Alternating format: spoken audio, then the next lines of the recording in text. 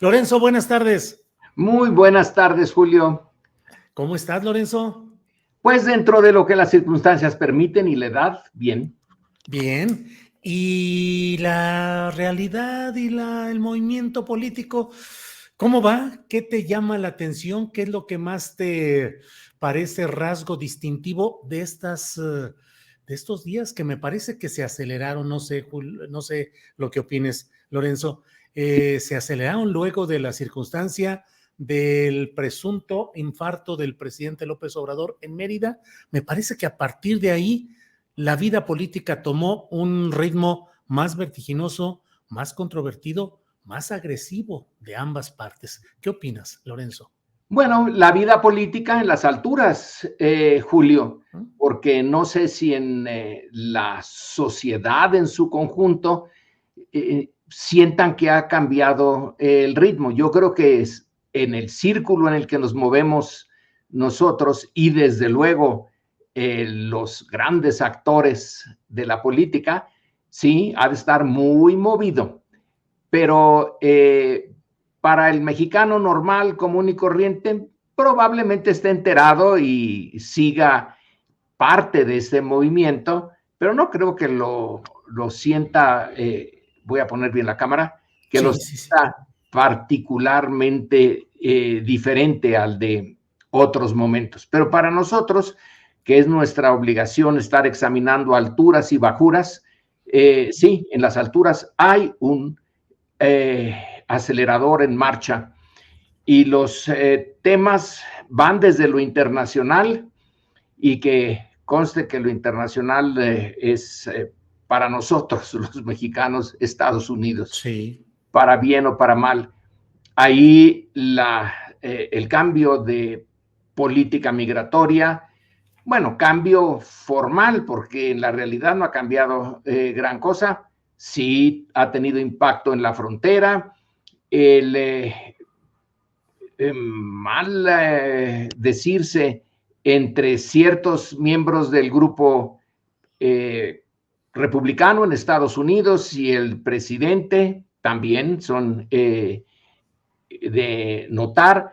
Y dentro de México, bueno, pues la mala sangre que existe entre la Suprema Corte de Justicia y el presidente, y finalmente todo el entorno que gira en relación a las próximas elecciones, que como se ha dicho ya aquí y en otras partes, esas elecciones ahora parecen decidirse este año y no tanto en las urnas, por lo menos al nivel presidencial. A nivel local, sí, sí están todavía muchas monedas en el aire, pero al nivel nacional, pues todo indica que una gran encuesta decidirá básicamente el resultado de esa elección.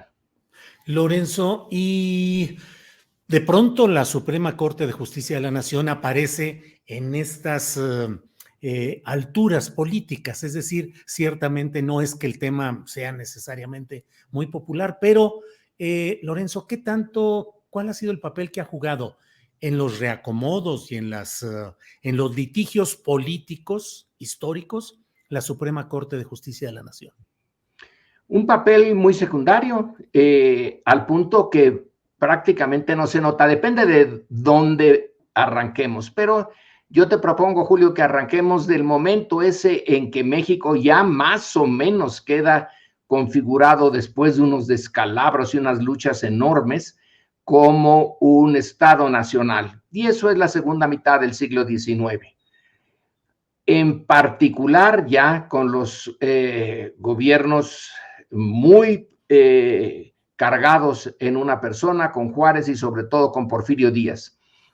Ahí, con Porfirio Díaz, la Suprema Corte fue perdiendo lo de Suprema y se avino a una realidad en donde el presidente era el que decidía y ellos tenían más o menos que conformar su conducta a las peticiones del presidente.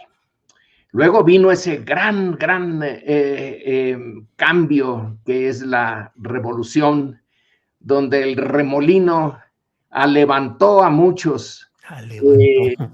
y los puso en las alturas, pero la Suprema Corte no cambió en esencia, siguió siendo muy dependiente del Poder Ejecutivo.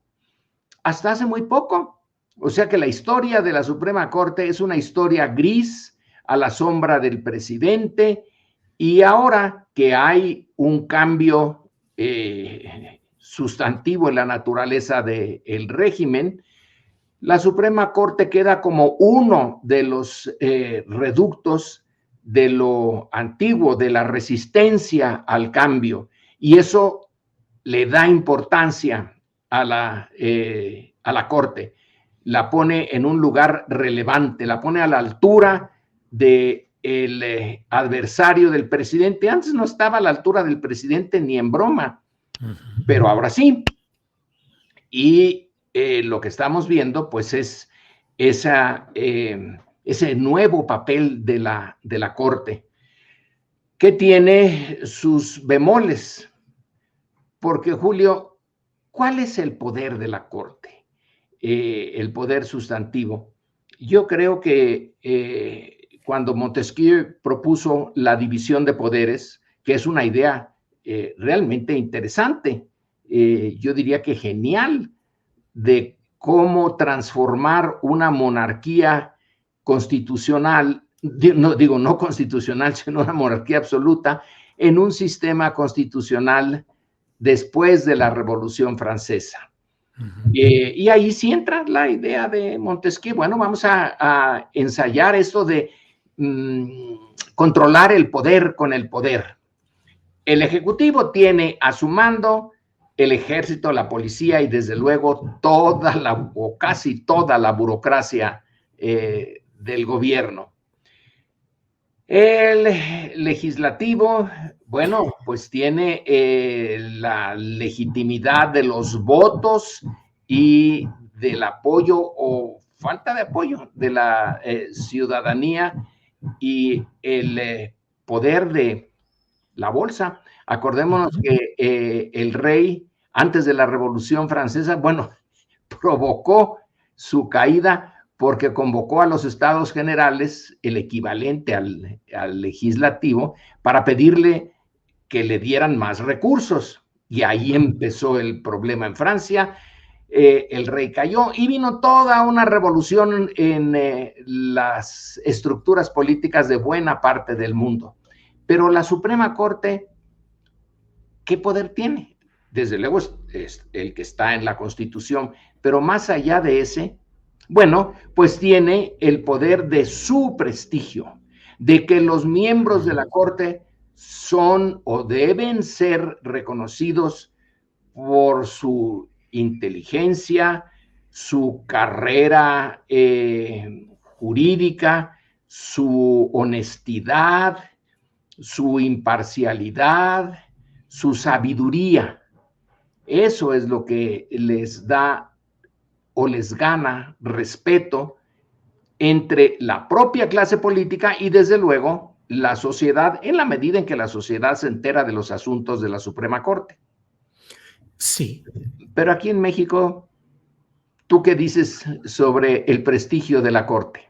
No, pues un prestigio muy menguado, muy achatado, muy disminuido a lo largo de toda la etapa, en la cual hubo, desde luego, no solo personajes muy identificados con la corrupción o las maniobras en el poder ejecutivo y en la política clásica, pienso sobre todo en Eduardo Medina Mora, segmentos muy conservadores, Mariano Azuela, uno de los representantes de ese conservadurismo, Salvador Aguirre, pero con un poder, Lorenzo, que en este momento parece que es el que está más notable, que es la posibilidad de frenar proyectos legislativos que son los sustanciales del presidente en turno. Sí, eso tiene, para mí, yo no conozco mucho de la historia de las Supremas Cortes en otras partes del mundo. Como una buena cantidad de mexicanos, la vista hacia el exterior la tengo casi siempre puesta en los Estados Unidos, para bien y para mal. O sea, son nuestros vecinos, son los poderosos, estamos dentro de su esfera de influencia. Entonces me interesó desde hace tiempo esta lucha entre la Suprema Corte y el Poder Ejecutivo en tiempos de cambio, en tiempos en que se necesitaba un cambio importante en Estados Unidos. Y ese cambio lo provocó la Gran Depresión de 1929 y sus secuelas durísimas en los 1930s, con hambruna, con una moral caída, falta de trabajo, represión en algunos momentos, y surge la figura de un miembro de la élite, ahora le llamaríamos FIFI, que es Franklin D. Roosevelt. Ya traía un apellido famoso. Bueno, pues él se lanza a ofrecer una solución a la gran crisis económica, pero también política e incluso moral de Estados Unidos en los 1930s. El nuevo trato, The New Deal. Y vaya, ahí había que cambiar y rápido muchas cosas para darle al ciudadano normal, común y corriente que se encontraba, pues francamente desorientado y descontento de su situación económica, de un futuro que se veía gris, darle esperanza, hacerlo partícipe del proceso político, cosa que no había logrado el anterior presidente Hoover, y Franklin D. Roosevelt lo retomó el papel de entusiasmar a los que estaban alicaídos, pero la Suprema Corte le frenó en muchas de sus reformas. Eran reformas para el bien común, literalmente, de ricos y de pobres y de la clase media, pero la Corte conservadora lo frenó. En algún momento, Roosevelt pensó en rehacerla, como ahora lo está pensando Andrés Manuel López Obrador. Roosevelt pensó rehacerla aumentando el número de miembros de la Corte, y entonces él iba a poner a los suyos, a los que apoyaran su proyecto. No fue posible. Y entonces el New Deal se quedó un tanto cojo en su proceso de retomar el crecimiento y el optimismo en Estados Unidos. Bueno, entonces en ese espejo es en donde nos podemos mirar. Nuestra experiencia no es única. Es única en el sentido en que antes la Corte no funcionaba para nada que al ciudadano le importara. Y ahora funciona para detener los procesos de cambio. Alguien puede decir, ese es su papel, esa es la idea de los pesos y contrapesos. Andrés Manuel se ha ido mucho hacia lo que los conservadores ven como izquierda, y hay que detenerlo. Es un peligro para México. Al fin, la profecía desde el 2006, Lorenzo. Oye, Lorenzo, ¿y cómo ves? El presidente de la República está en su tramo final de gobierno, finalmente. Es decir, ya está en ese tramo. Tiene en camino pues la realización y la inauguración de las obras emblemáticas de su gobierno. Está empeñado visitando, recorriendo Tren Maya, corredor interoceánico, refinería Dos Bocas, pero al mismo tiempo como presidente de la República desde su atril de la mañanera, pues está en una abierta guerra política, en una abierta campaña política, promoviendo pues la continuidad de su proyecto y con términos que resultan muy chirriantes a los oídos de sus opositores por la manera en que se refiere a ellos, la Corte, pandilla de rufianes, los conservadores, en fin. ¿Cómo conciliar ese ejercicio del presidente de la República con la función de virtual jefe de campaña de su propio partido? Bueno, por ahora sí hay novedades. Ya no está como en el antiguo régimen el misterio, el velo de misterio, ese que Abel Quesada retrató también en sus caricaturas con un personaje con una capucha, el tapado, cuando nada más sabíamos que el tapado fumaba cigarrillos elegantes, pero que no se sabía quién era. Y ahora eso ya desapareció. Ya no está en juego la idea de posponer lo más que se pueda al tapado para que no le quite poder al presidente en turno. Tal parece que Andrés Manuel no le preocupa gran cosa que pronto se haga la encuesta y surja de ahí el nombre de quien va a asumir el puesto en el siguiente sexenio. Un nuevo sol, ¿no, Lorenzo? Esa Sí, era la costumbre, un nuevo sol que iba opacando al saliente, que iba acomodándose, pero aquí parece lo contrario, Lorenzo. sí, no, porque el viejo sol ya anunció desde hace mucho. Miren, yo una vez que llegue el día en que entregue el poder, me eclipso. Me voy del escenario político para siempre, cosa que no era parte de la tradición.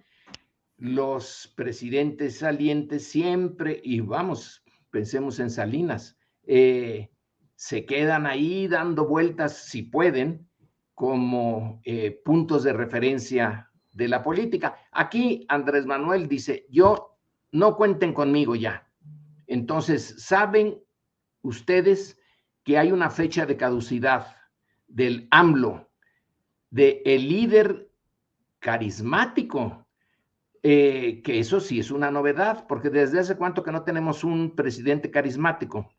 ¿Tú cuándo lo pondrías al último que tuvimos, Manuel? No, pues no sé si en ciertos momentos de López Mateos, que era famoso por sus viajes y su vida, digamos, disipada, pero no, yo no veo a nadie. Digo, claro, el general Cárdenas sería el último hombre con carisma y que fue un carisma perdurable. Sí, yo también. Yo también pondría al general Cárdenas como un líder carismático. Y recordemos, Julio, el general Cárdenas siguió activo prácticamente hasta el día de su muerte en los 1970. No se retiró como Andrés Manuel ha prometido, sino que desarrolló o creó una esfera de influencia allá por Michoacán, por el Tepalcatepec, El con Balsas. sus proyectos de crear una industria del acero y el puerto, y etcétera. Y él siguió. Andrés Manuel dice que él no se va a meter ya en nada. Eso sí es distinto. ¿Será, Entonces, Lorenzo, podrá un personaje que es el eje, la clave, el centro de un movimiento tan importante retirarse? El general Cárdenas tuvo que quedarse a sostener y a defender el cardenismo, creo yo, Lorenzo. lo defendió sin mucho éxito, Ujú. porque el poder presidencial, contrario al cardenismo, a partir de Miguel Alemán, que exprofeso en su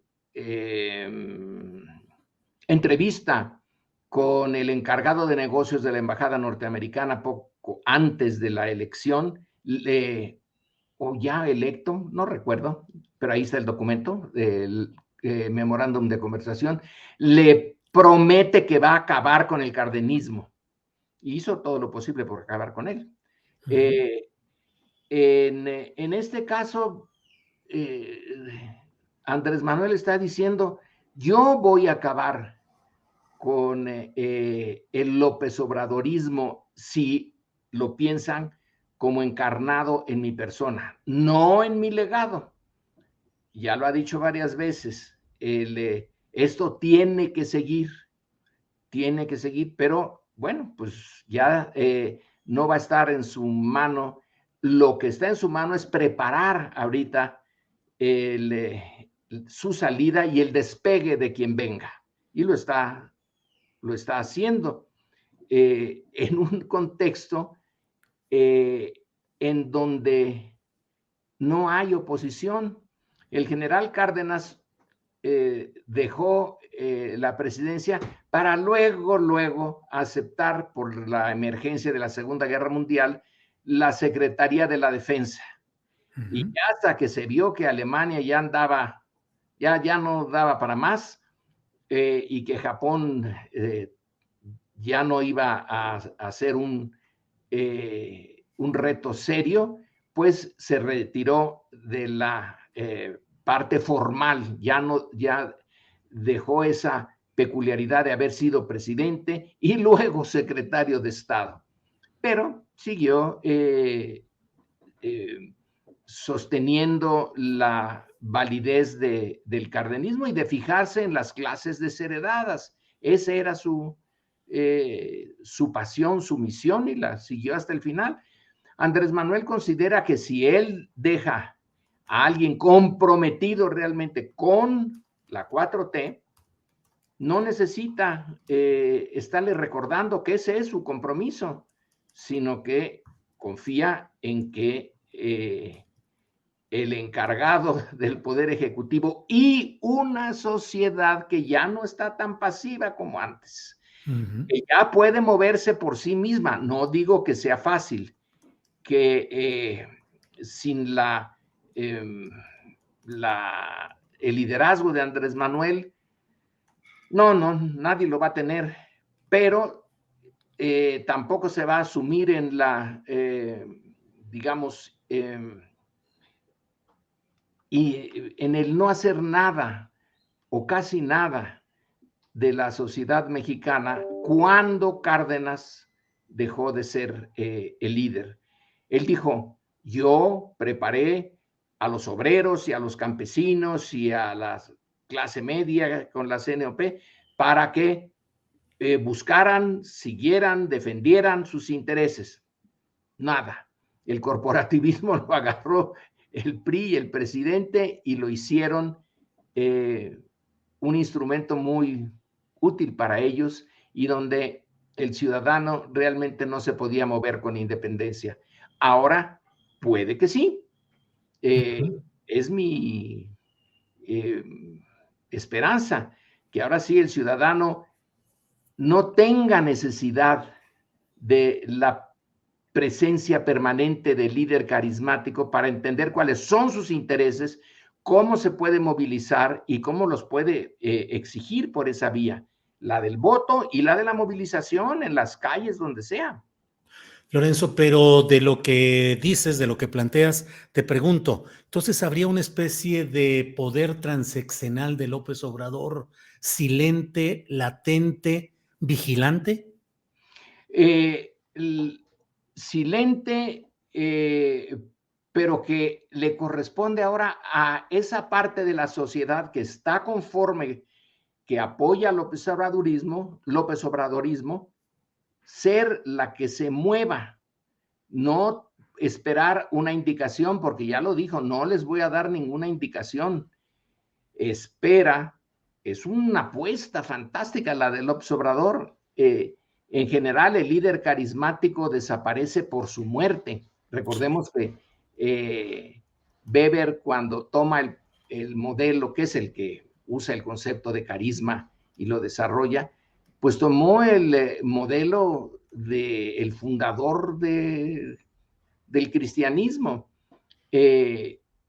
Y cuando desapareció, pues costó mucho trabajo que alguien tomara su papel. Tomó un largo tiempo antes de que el Papa asumiera ese carisma, pero ya no por el Papa mismo, sino el carisma burocratizado, el carisma institucionalizado. En el origen, el carisma no está institucionalizado, reside en la persona. Ahora vamos a ver a una persona que sin desaparecer de la faz de la tierra va a hacerse a un lado y dejarle la responsabilidad de crear la institucionalidad carismática en caso de que se pueda a él, no López Obrador. Pero ¿quién lo puede asegurar, Julio, de que no haya un cambio en el proyecto de Andrés Manuel o de el liderazgo alrededor de él o de la propia sociedad mexicana que demande un liderazgo? Ahora, Lorenzo, pues ha habido casos en los cuales, por ejemplo, Luis Echeverría, de ser un burócrata cumplido, comprometido, casi de checar horario de trabajo en un reloj checador, o sea, era el ejemplo del hombre callado, cuidadoso, obediente de su jefe Gustavo Díaz Ordaz, y en cuanto fue candidato se volvió todo lo contrario, locuaz, hiperactivo. Tú ves en los precandidatos hoy de Morena o de la 4T, una personalidad que pueda dar un vuelco tal que asuma ese carisma de López Obrador? No, pero Echeverría no fue carismático. Lo que hizo No. fue usar un poder latente en la institución presidencial y dispararlo por todas partes sin realmente lograr gran cosa. No cambió la naturaleza del sistema, desgastó el sistema. Después de Echeverría, que ya se cierra ese periodo llamado desarrollo estabilizador, viene una serie de desastres y el neoliberalismo. Así que Echeverría sí se volvió loco, pero y un gasto y en muchas ocasiones de dinero, de energía inútil. No se le exige eso al nuevo o la nueva autoridad ejecutiva, porque Echeverría tuvo que enfrentarse a Díaz Ordaz, tuvo que tratar de deshacer el 68, que él había contribuido a hacer. Claro. Entonces, para deslindarse y enterrar a Díaz Ordaz y surgir él por su, pues no por su propio peso, pero hacer que la presidencia ya no se identificara con la brutalidad de Díaz Ordaz, se puso un tanto locuaz, que la presidencia siguió siendo brutal, porque es en los años de Echeverría cuando tiene lugar la guerra sucia, en particular en el estado de Guerrero, aunque no nada más en Guerrero. Así que hay algo de esquizofrenia en el caso de Echeverría, el de los discursos fogosos en favor de la lucha popular y de el nacionalismo y la independencia, etcétera, y el otro, el antiguo colaborador de la CIA, según nos dice Philip Agee y otros, esa contradicción la manejó, supo manejarla en su provecho, pero no es, no creo que tenga necesidad de destruir al López Obradorismo el sucesor. Puede intentarlo, puede considerarlo conveniente y hacer yo no sé qué saldría de ese intento, ni para qué quiere ese intento si López Obrador cumple con lo que dice y se hace a un lado voluntariamente. ¿Para qué vas a destruir a el López Obradorismo si el López Obradorismo se quedó allá en Palenque? Decían en tiempos de López Portillo, romper para estabilizar, es decir, el nuevo presidente, el entrante, tiene que romper al anterior para poder continuar. Y ejemplos como aquellos de Luis Echeverría, que mantenía teléfono rojo cuando ya López Portillo era presidente de la República, y Echeverría insistía en tener teléfono rojo y seguirle hablando a los funcionarios de la nueva administración.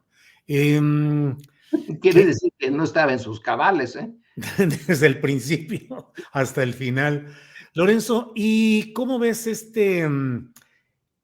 desde tu punto de vista, el proceso de las corcholatas, que así las definió en su momento el propio presidente López Obrador, el arranque de ese proceso temprano, adelantado, que ha generado pues el natural conflicto y jaloneo y pleito entre los participantes en esta contienda?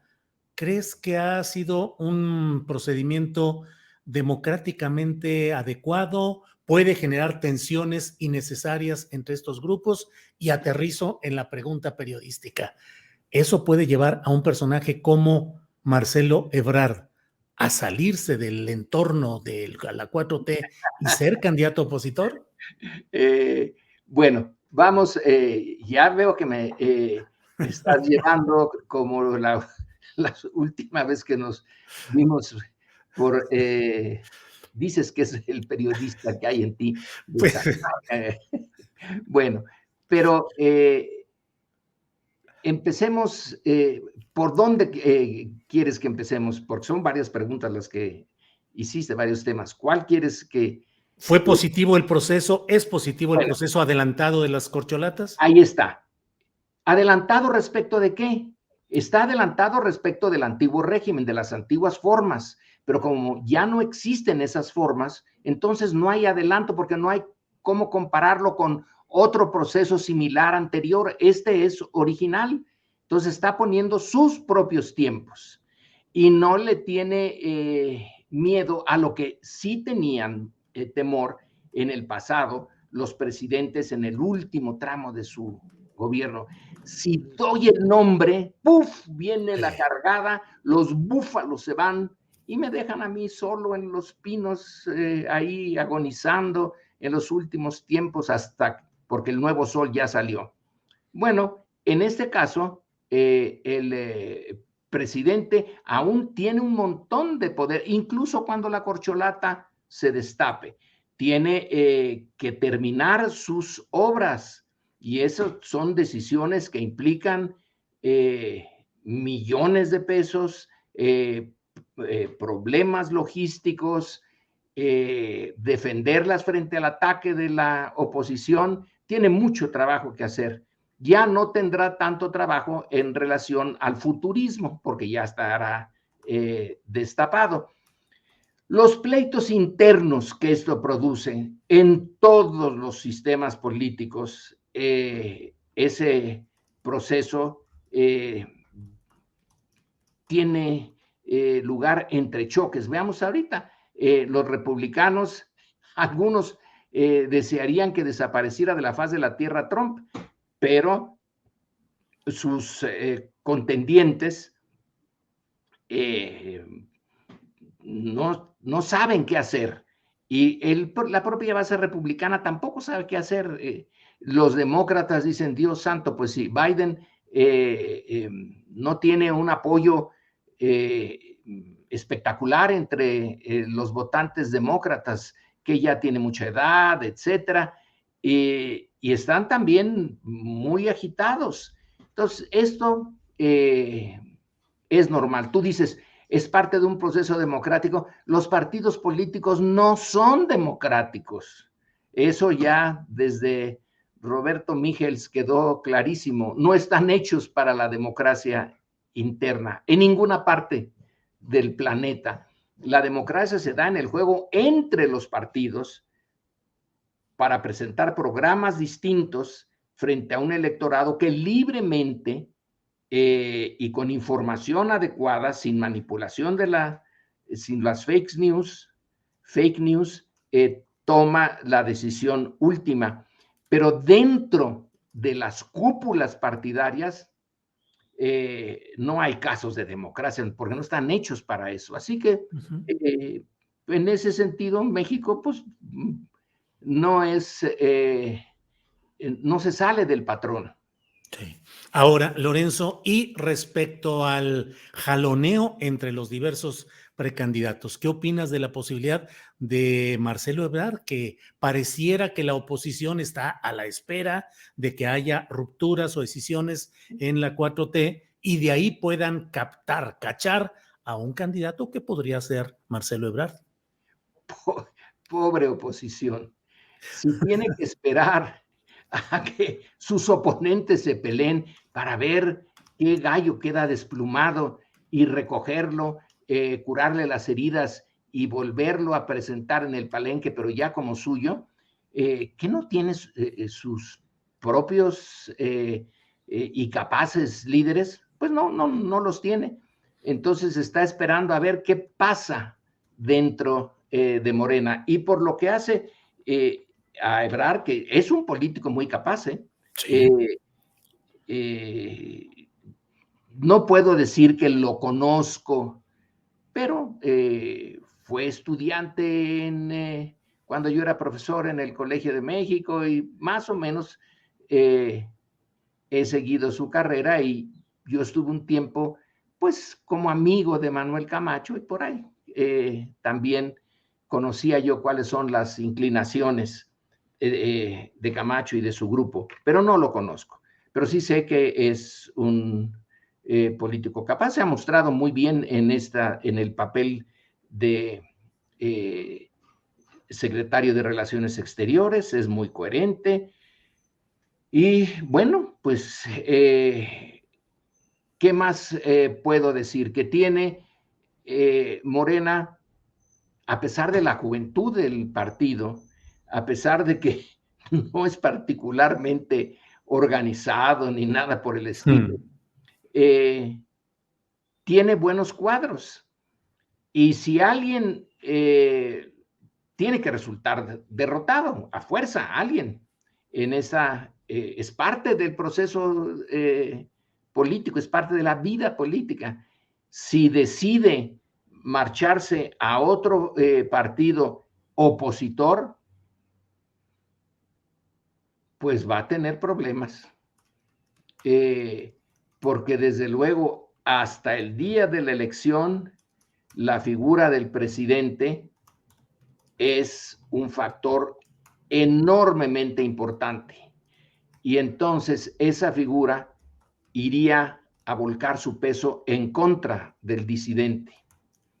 Le daría un muchísimo gusto a la oposición, pero yo no sé si eso sería funcional para quien tome esa decisión, o le conviene mejor, como en muchos otros casos en el mundo, que cuando dos o tres posibles candidatos, que existen dos o tres posibles candidatos para un partido, una corriente política, etcétera, pues aguantar, disciplinarse y seguir la trayectoria, la carrera que ya tenía. Pero es una decisión muy personal de Ebrard o de quien, o si Ebrard gana la encuesta, pues de Claudia. Tienen que pensarlo muy bien y aquí quizá debería jugar, no estoy seguro de que juegue, una parte ética, una parte de valores. ¿Por qué te comprometiste con Morena? ¿Por conveniencia personal o porque el proyecto y su visión de futuro te convencía? Si tú ya no eres el que va a estar al frente en el siguiente sexenio, eso no quiere decir que el proyecto haya dejado de tener valor, que tu contribución anterior se haya convertido en la nada. El proyecto es más importante que cualquier persona en lo individual, pero es una decisión estrictamente personal, cálculos, sí, cálculos políticos y cálculos éticos. Me voy a lanzar contra lo que antes apoyé, porque a mí me fue mal. Pues sí, así sería esa historia. Lorenzo, como siempre, se nos va el tiempo gustosamente. Llevamos ya 40 minutitos aquí de Ah, una extraordinaria plática. Te agradezco como siempre la paciencia, el tiempo, toda la sabiduría que nos ayuda a ir entendiendo lo que sucede por acá. Entonces, pues a reserva de lo que desees agregar, Lorenzo, darte las gracias. no, nada más que eso de sabiduría no me lo tomo en serio. Tú sabes que sí, Lorenzo. No, no. Pero ya no lo discuto. Te doy las gracias por el espacio, porque me gusta el espacio. Me gusta discutirlo así, con libertad y con pasión y gusto frente a un interlocutor como tú. Así que para mí son 40 minutos muy bien usados. Perfecto, te agradezco mucho tus palabras y la presencia aquí, Lorenzo, y bueno, pues seguiremos atentos a lo que siga en esta interesante y movidísima vida política y social de nuestro país. Oye, Gracias, Lorenzo. Sí, una pregunta nada más por sí, un sí. segundo. ¿Por qué es la mesa del más allá? ¿Qué hay más allá del más allá? Nada, por eso le pusimos más allá, porque ya no hay nada después del más allá, lo que hay es solamente esa mesa. Es una bola de juego de palabras que se nos ocurrió, que ya viene ahorita enseguida, un poco más adelante, la famosa mesa del más allá. Buenas tardes y saludos al más allá. Eso, muy bien. Gracias, Lorenzo, que estés bien. Hasta luego.